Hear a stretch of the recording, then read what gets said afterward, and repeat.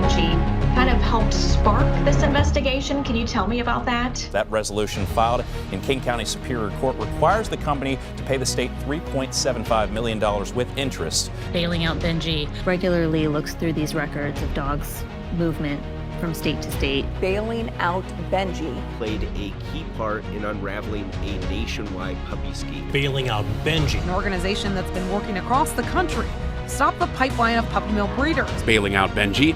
I will use my voice because it will come out, and I will keep doing it until there are no more puppy mill dogs.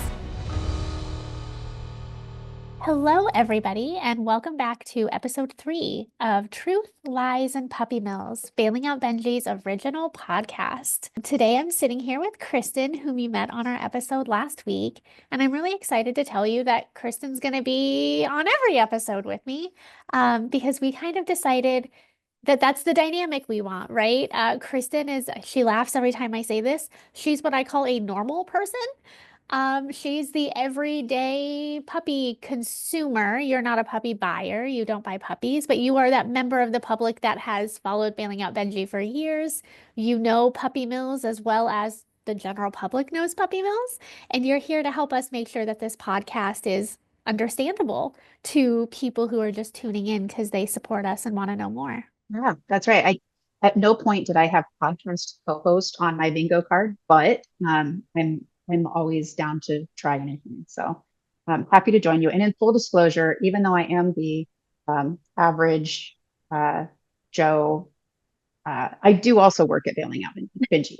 So not a complete outsider, but really new. So I still feel like I have a lot to learn, and I'm still closer to that almost clueless perspective of, what goes into the whole dog buying world. So, well, I definitely didn't mean you were clueless. You know that. I get what you're saying. I'm clueless I don't have the in-depth knowledge that you and Alexis have when it comes to the research side of it, that Jelaine has when it comes to the outreach side of it. That stuff I'm still learning. But it's a lot of value on the podcast because you all can start talking about stuff that others are like, wait, what? Like, what does that even mean? And those are the questions I'm still asking. So when we get into something like that on the podcast, I can be like, hold on, I need an explanation, which is valid because I'm sure a lot of our listeners are in the same place. I know we're going to have listeners who have followed us forever, who are knee deep in this work, that are like, right on, Mindy, I know exactly what you're talking about. But I think it's super important that we can get to those podcast viewers who aren't in this world. All they know is, I have a family, I have a yard, I want a dog. They need help in making good decisions about how to get it.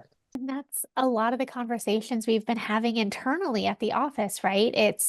We do a lot of rescue events. We do a lot of expos that are geared towards pet owners. And it's how do we get our message to the people who actually buy the dogs? Because when we attend the adoption events, like for the most part, it's already the rescues and the rescue supporters that are there. So on one level, we're getting our name out there, but we're also preaching to that choir a little bit. We're sitting in our own echo chamber all the time. So how do we get into spaces and have conversations that kind of challenge us a little bit and force us to have conversations with people who may not necessarily make the same adoption or buying choices as us? You're exactly right. And I think that there's a lot of people that just don't understand what a puppy mill really is. Like we've all heard of puppy mills. We've seen on the news when they're pulling all of these, emaciated dogs from these horrible conditions.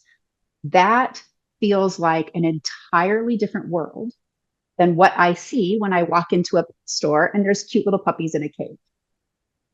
Or when I'm scrolling online on a website and I'm seeing all these puppies for sale. To me, that does not say puppy mill. I've seen the puppy mill on the news. That's not what I'm seeing here. I'm seeing cute little puppies. And I think that the majority of folks don't make the connection that those cute little fluffy puppies came from that puppy mill. And I think that's the gap that we can close to help people who really like dogs and have good hearts and would not knowingly want to support that or that maybe genuinely feel like I am helping by getting a dog out of that environment, and helping people to understand why that's maybe not the best way to help the situation. So I think that's a big message I would like to see conveyed to the general public in whatever way we can, whether that's at events or through podcasts or whatever. That's a priority of mine. And to build on that, I feel like the vibe of this podcast is going to be different than our last one, because the last time I wanted everyone to know how much we know, right? And I want everyone to be able to regurgitate our statements and get our facts and our data out there, and everyone's, right? Like, it was very much, I'm gonna say it, but it kind of came from a place of ego, right? It's like, you guys want to hear our voices, you want to hear what we're up to. But in the last year, I've really realized that we've spent a lot of time telling people what to say.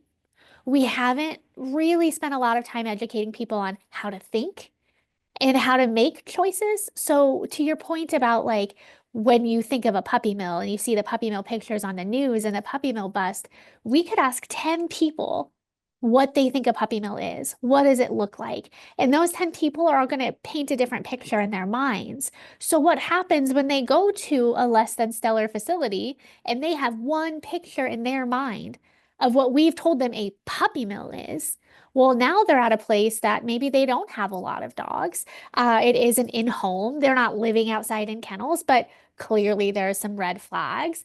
Maybe the breeder hasn't done genetic testing or even vaccines that dogs need. So it's like, we've kind of set the public up for failure a little bit because we've given them our definitions of puppy mills, and that kind of varies between the organizations a little bit. But it's still very, we're telling you don't. We're giving you one picture in your mind of what a puppy mill is, instead of giving people the tools they need to make good decisions when buying.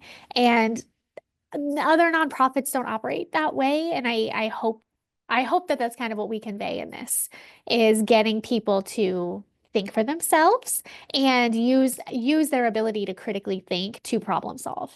I do think you're right that I guess I really hadn't thought about, like, when we say, here's what a puppy mill is, and then um, somebody walks into a place where there's maybe only a handful of dogs, but tons of red flags. And so I think along the lines of, we don't tell people, we don't refer people to breeders. It's just not what we do. But we will help if someone is set on buying a dog from a breeder for whatever personal reason they have.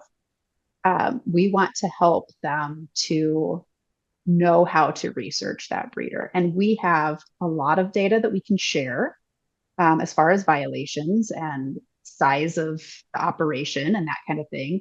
But also, very good point, teaching them the nuance of what to look for, what looks out of line, what questions to ask. I am learning that there are some very simple, innocent sounding questions you can ask, or some very easy, simple things to look at to know the true condition of the animals at the facility. So anybody can know that you're coming and clean up really well. And so what are some just little things that you can look for that are like, ooh, that might be a red flag? And then to also do that education of, like, it might be a red flag, but just because you see XYZ does not mean this is a horrible, horrible place. And just because you see ABC does not mean this is a stellar place. Like you said, it's that discernment. It's using those thinking skills to know what to look for, what to ask. And that's an amazing education piece that I feel like we could really help a lot of people with. I think so too. And yeah, it's beyond that, the slogans, right? Like, when we get trapped in our own slogans or our own talking points, sometimes it is really hard to get outside the echo chamber to even think differently. And again, that's why we're kind of bringing back the podcast. We've noticed that in the last year, specifically the last year, a lot of people have made assumptions about the work we're doing instead of asking us. And when you don't assume positive intent of the people involved in any situation, you're going to put your own feelings into it and you're going to put your own fears into it and you're going to immediately think other people are the bad guy or now suddenly working against you or things like that. So I don't know, I'm just really excited that it's our voice out there and that we get to really dissect the work we're doing because it's not two-dimensional. We thought for years the stuff we were doing was easy and black and white, and what we're learning is that's not the case. Nothing is black and Yeah. white in this world. Yeah, yep, I agree. And we make assumptions too. I mean, it's human nature. In the absence of info, your brain is going to try to make up the story that it thinks. And that comes with all kinds of baggage. We have all kinds of ideas about what other groups are doing and how they're doing it and what their motivations. So we're not immune to that either. And we try to check ourselves when we catch ourselves doing those things. But it is human nature to do that. And I have been surprised, and I don't know why. I think I'm just naive, but I have been a little surprised by the amount of kind of that political stuff that happens in the various organizations that are doing this animal welfare work. And so that's something too that I would like us to try to discuss at some point delicately. You know, we don't want to throw anybody under the bus. We don't want to point fingers. We don't want to make assumptions, but I think it's worth talking about as a group of people with similar goals. That how do we allow room for each other and for the ways that we're doing a little differently? And we do want to simplify things. I mean, again, that's another thing that our brains just try to do. We want it to be a simple slogan. We want it to be something we can slap on a sign or put on a social media header or whatever. And I think we have learned that it's not simple. It's nothing about this is simple. So trying to reduce it to a one-line slogan and telling everyone, do this, don't do that, it's not working. It seemed like a great idea. In reality, it's just not practical. This is not a simple issue. Right. And we, because of our way of education, the years we've done it for the way we've done it for decades, we're almost pushing away puppy buyers, right? We're almost kind of leaving them out of the conversation because we lead with adoption so hard, and rightly so. There's so many animals in shelters and rescues, and they definitely deserve homes. They need homes. But for those people who are never ever going to buy, organizations like ours have really given them no attention. We've given them no guardrails. Since Bailing Out Benji has started, we've used the phrase research before you buy because we know that the public is funding puppy mills. We know that these facilities are only kept in business because people are paying them for their product. And so when we say research before you buy, that's very different than adopt, don't shop. Right? We're telling people we know you're going to buy anyway. Can you just Google the breeder? Maybe give them a call and see if they're real. Let's just do some proactive work before you buy the puppy. So then Alexis and I afterwards don't have to help you with puppy complaints and your sick puppy or your deceased puppy, right? So there are things we can do ahead of time to stop people from making the bad decisions as opposed to shaming them afterwards when they come forward with their story of a sick puppy, or their pet store experience. We kind of lead with shame and blame in this industry because we all say, that phrase, I hate people, that's why I love dogs. Everyone has said it at some point in their lives in this work, right, in this field, but that's not how we can actually create change. If we lead with, I hate people, I hate you because you don't think like me, you don't look like me, how are we ever going to solve problems that take both sides? I think too, we've seen a lot. I know, again, so much emotion wrapped up. Dogs mean so much to people. They're part of the family. They're a companion. They are used for emotional support, therapy animals. We don't deserve dogs. They're amazing creatures. But also, as soon as you put a price on the dog, it becomes a commodity. This is now a consumer product. And we have seen time and again in this country that consumers can make a difference, right? And so I think, and correct me if I'm wrong, because I'm just kind of working this out in my head, but I feel like historically it has been like, I want a dog, I'm going to go source this dog from wherever.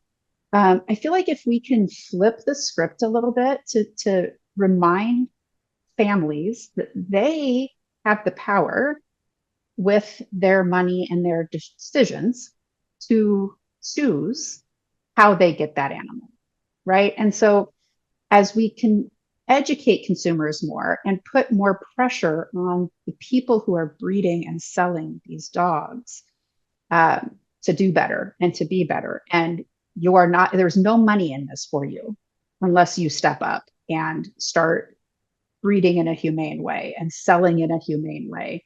That we've seen it in other industries. It makes a big difference. People speak loudly with the money that they spend in this country. So I think there's a lot of room for change once we can get to people who are making those buying decisions to affect the industry from that angle versus animal welfare organizations are the only ones trying to make change on both sides, and neither side is really paying attention. So I think we have talked about, and we will talk more about, trying to affect change on the breeder side. I think it's also important that we're trying to affect change on the consumer side. That's a really fun part about our podcast. I didn't realize this the first time, but there are breeders that listen to our podcast. There are pet store owners and dog brokers that listen to our podcast. I would wager a guess that sometimes even USDA inspectors and other inspectors listen to our podcast. And before we took our show to an audience of people that we thought, hey, you want to be like us. We want to show you how we did our research. We want to talk to you about all the nitty-gritty stuff, and we still do, and we want to get into that. But now we're seeing other people have been listening all along, and it's like, well, how can we have conversations that are educational but instigate change on both sides? So if there is someone listening who is a breeder, maybe even someone that we would call a puppy mill or people in our space would call a puppy mill, if they're tuning in, are they going to hear us and say, oh, they're animal activists and write us off? Or is there a way for us to have a conversation where we are focused on fixing this issue and not fighting each other? And that's kind of actually a phrase that I heard from a dog broker I met this year. He said he's really sick of the fight. The fight is exhausting. The fight is expensive. We are all screaming and yelling at each other in policy rooms.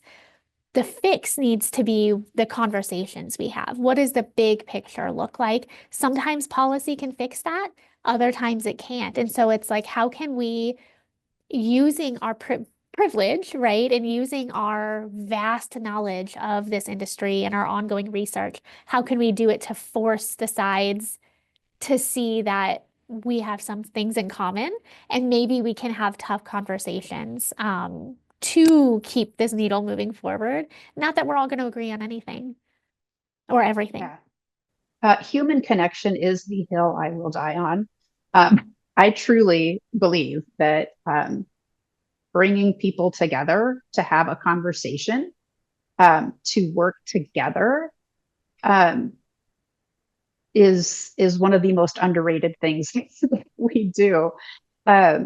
And that there is change possible. I think that people aren't as far apart as some would like to think. I think that definitely there are extremes on both sides. There are some terrible, terrible actors in this world. Predominantly, however, I can't believe that's the case. I can't believe that that's that they are indicative, right? Like I just can't believe it. So to me, I can't give up hope on people who might jump at a chance to be more educated, to learn more, to get help to be better. And I think that if we shut that door to communication with anyone doing this work, why would we do that? Like, what's one of the things I love at Bailing Out Benji is our goal is to end puppy mills, no inhumane breeding, We do not want to see inhumane treatment of dogs. Our agenda, what's your quote about our agenda? Data doesn't have an agenda. Data does not have an agenda. We are not here. We don't have a model that we are beholden to. We don't have a path that we refuse to divert from. We just don't. Our goal is not to make money off of what we're doing. Our goal is to end puppy mills. And we will go towards that goal down whatever path leads us there and whatever side quests we go on. Like I think that, yeah, that's something that to me is our guiding star. So we're not going to close the door to conversations. We're not going to close the door to experiences, whether that's coming from a consumer, from an animal activist, from a breeder, a broker, whatever. So, for those of you who listened to our first podcast, you know we had a plethora of guest speakers, and we've actually had a few people emailing us asking what kind of guest speakers we're going to have on this year. In the past, we've had former pet store employees. We've had people from national organizations talking about policy. We really touch base on a lot of the animal welfare side of stuff. And we're going to bring I can't say a lot of those guests back, but a lot of those similar perspectives back. But I'm really hoping that we can also maybe get an interview with a USDA dog breeder.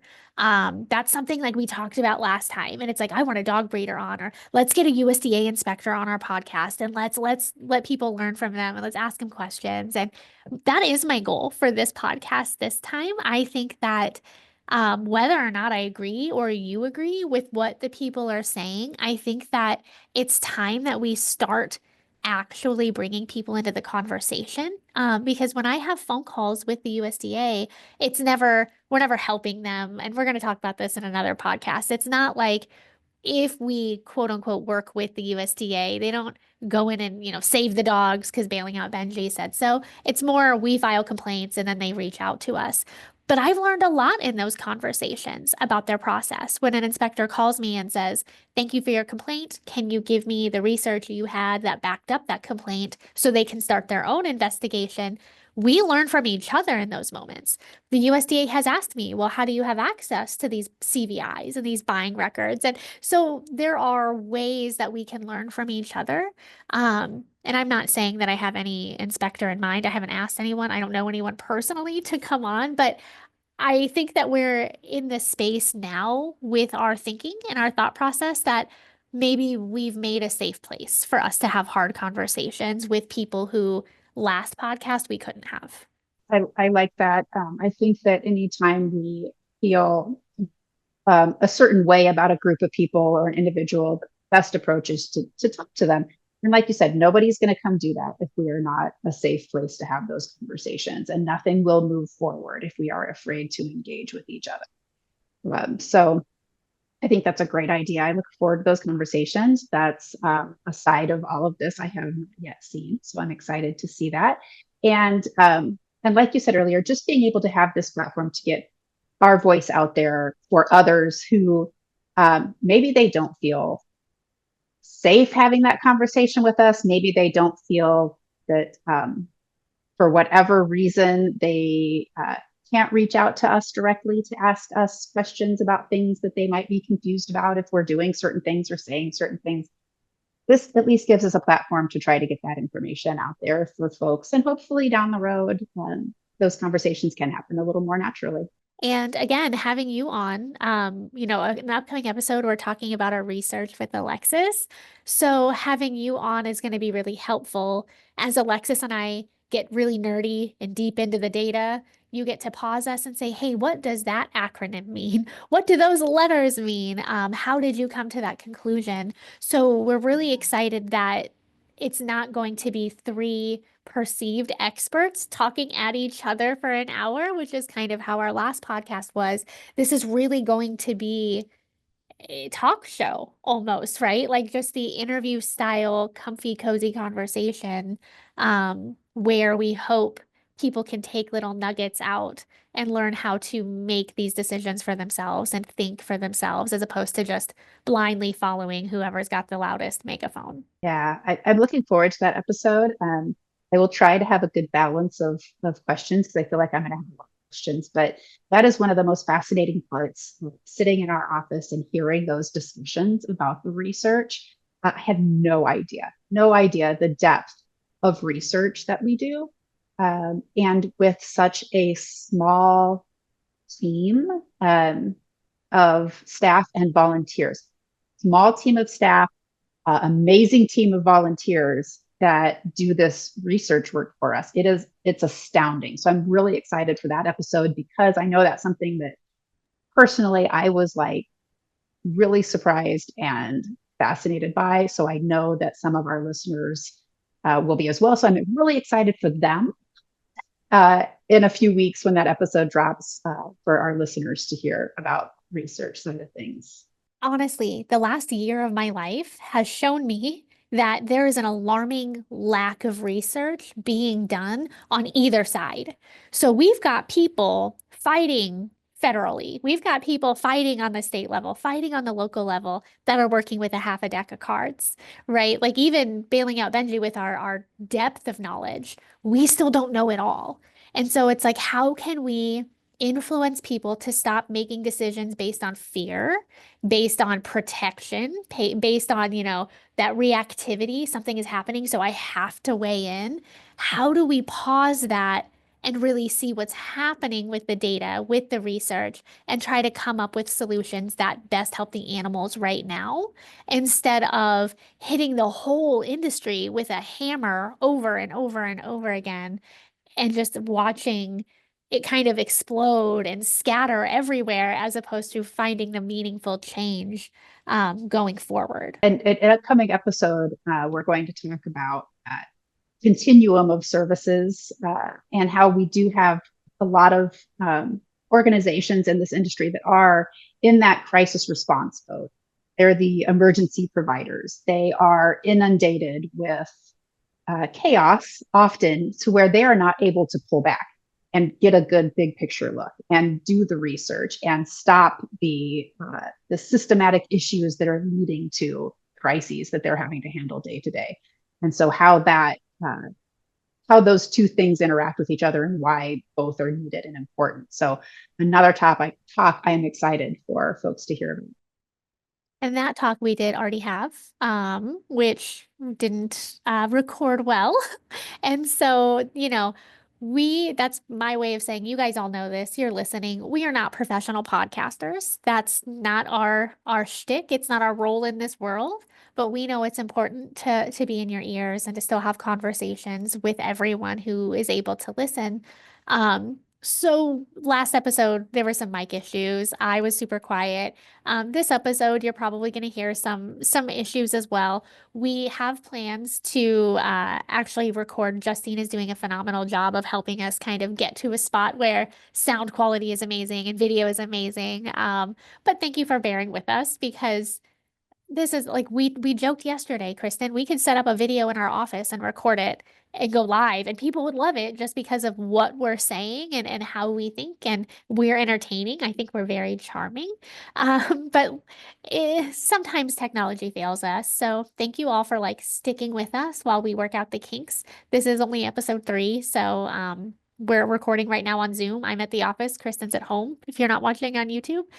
So yeah, we're still working out all the kinks. But especially as we bring other people into this conversation, we're going to have people who call in with a cell phone. We're going to have people who are also on Zoom, and there might be internet issues and stuff. So thank you for bearing with us, or hanging out with us while we figure all of it out. Well said. We'll get there. We're not professional podcasts, but yet. Maybe someday we will be. No, once we have solved the puppy mill problem, we will turn to professional podcasting. That will be our fallback job, as it is our goal to put ourselves out of jobs. Right. Well, next week's episode, we are hopefully going to be talking about working upstream and what it takes to problem solve and stop the crisis before it happens. We mentioned we're going to do an upcoming episode with Alexis where we talk about what are puppy mills? How many puppy mills are out there? What does Bailing Out Benji know about the puppy mills? So that I joked might end up being like part 6 of that series because it's such a huge and ongoing topic. So Alexis is obviously going to be on our podcast very regularly. But yeah, we just have a lot of things happening behind the scenes. But if you have any topics you'd like us to cover, or if you have any questions, please email us. It's info@bailingoutbenji.com.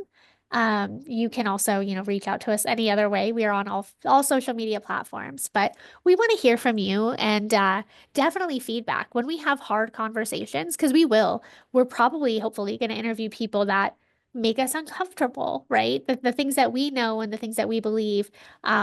Some of our guests might make us feel uncomfortable in that growth. We're not telling you to think the way we do.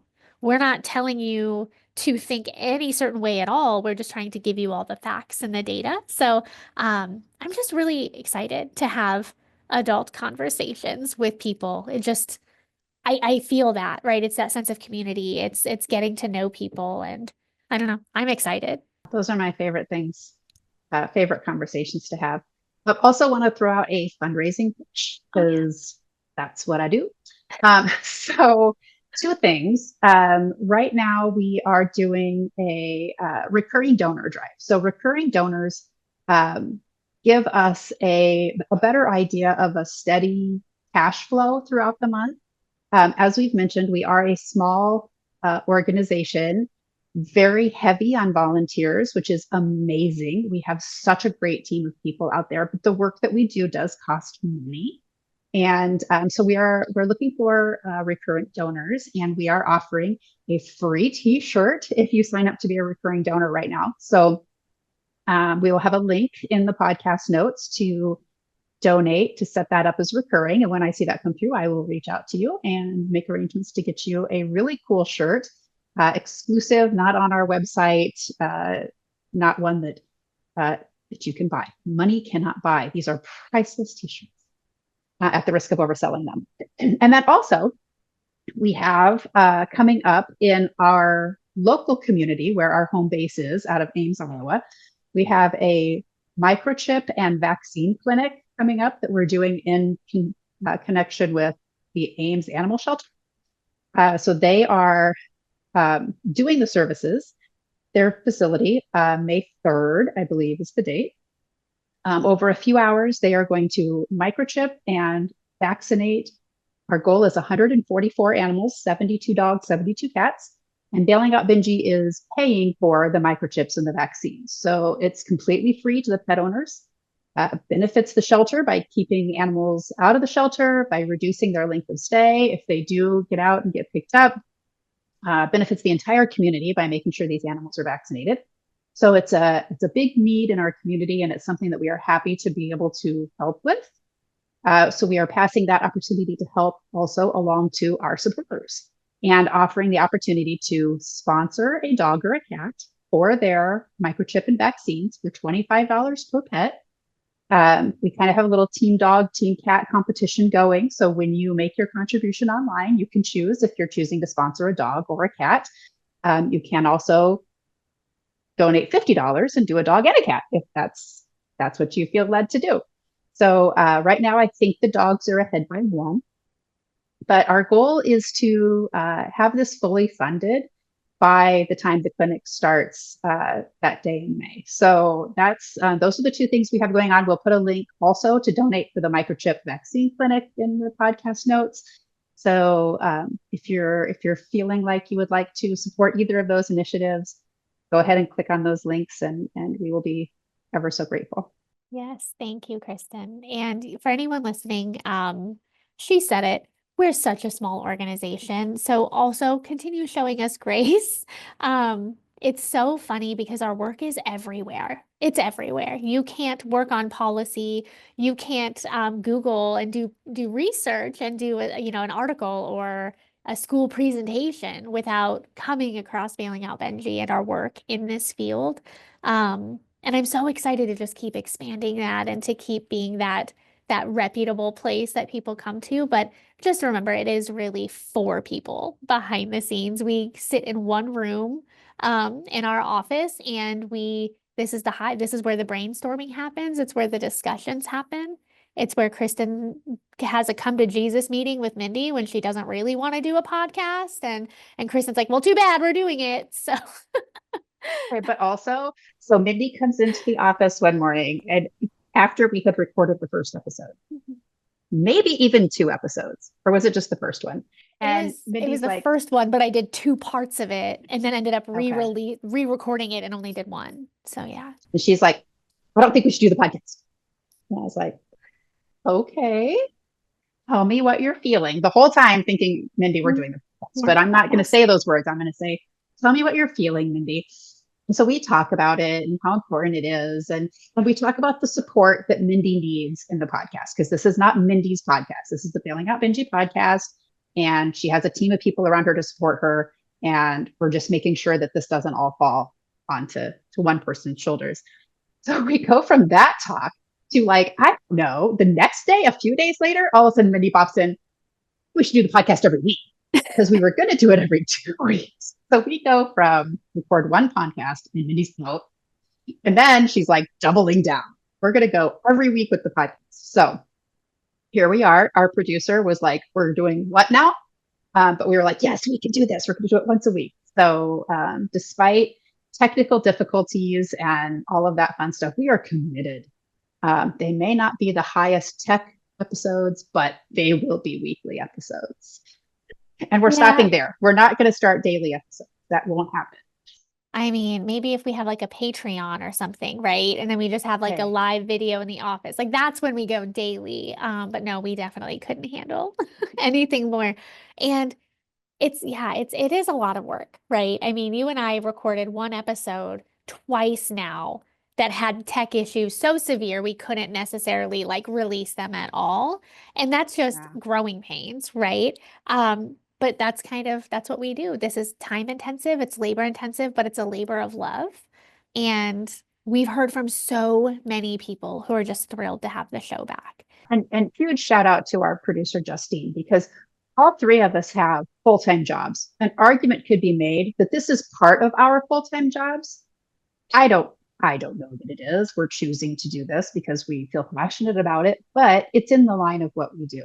Justine has a full-time job that is not this. So big shout out to Justine, who often will leave work after a long shift and come straight to us to help record these. So we really appreciate that. And I know as we go along, it will get to be a simpler process, and looking forward to that. But in the meantime, very thankful for their help. Yeah, they're doing great work. We just need them to yell at us a little more if we're doing something wrong. But Justine, who's listening to this and editing it, is like rolling her eyes and laughing because they know they know our personalities. But yeah, so thank you all so much for just sitting with us for another week. Today's episode might feel a little more conversational and less focused, but you're gonna have those too, because that's who we are at the office. We joke all the time that we all have ADHD, and we say things out loud saying, hey, someone will remember this if I say I have to drop this in the mail. So we are very accountable to each other, and we're accountable to all of you. So keep tuning in and keep asking us questions. And thank you for sitting in with us this week. Hopefully we will talk to you next week. Thanks, everyone.